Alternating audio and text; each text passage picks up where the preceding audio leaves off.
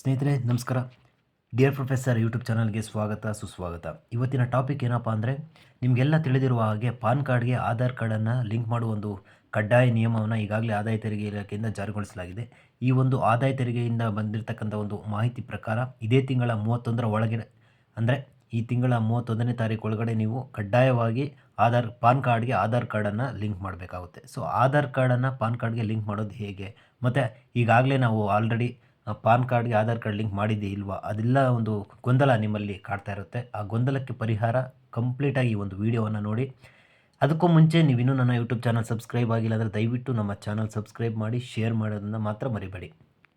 Description ಬಾಕ್ಸ್ನಲ್ಲಿ ಲಿಂಕನ್ನು ಹಾಕಿರ್ತೀನಿ. ಆ ಒಂದು ಲಿಂಕನ್ನು ಕ್ಲಿಕ್ ಮಾಡೋದ್ರ ಮುಖಾಂತರ ನಿಮ್ಮ ಪಾನ್ ಕಾರ್ಡ್ ನಂಬರ್ ಮತ್ತು ಆಧಾರ್ ಕಾರ್ಡ್ ಸಂಖ್ಯೆಯನ್ನು ನಮೂದಿಸಿ ನೀವು ಅಲ್ಲಿ ಸ್ಟೇಟಸ್ ಮೇಲೆ ಕ್ಲಿಕ್ ಮಾಡಬೇಕಾಗುತ್ತೆ. ಅದರಲ್ಲಿ ಲಿಂಕ್ ಆಗಿದೆ ಇಲ್ವಾ ಅನ್ನೋ ಒಂದು ಮಾಹಿತಿಯನ್ನು ತಿಳಿಸ್ಕೊಡುತ್ತೆ. ಇನ್ನೂ ನಿಮ್ಮ ಪಾನ್ ಕಾರ್ಡ್ಗೆ ಆಧಾರ್ ಕಾರ್ಡ್ ಲಿಂಕ್ ಮಾಡಿಲ್ಲ ಅಂದರೆ ಕೂಡಲೇ ಪಾನ್ ಕಾರ್ಡ್ಗೆ ಆಧಾರ್ ಕಾರ್ಡ್ ಲಿಂಕ್ ಮಾಡಿ. ಈ ವಿಡಿಯೋ ಇಷ್ಟ ಆಗಿದರೆ ದಯವಿಟ್ಟು ನಮ್ಮ ಯೂಟ್ಯೂಬ್ ಚಾನಲ್ ಸಬ್ಸ್ಕ್ರೈಬ್ ಮಾಡಿ, ಶೇರ್ ಮಾಡೋದನ್ನು ಮಾತ್ರ ಮರಿಬೇಡಿ. ನಮಸ್ಕಾರ.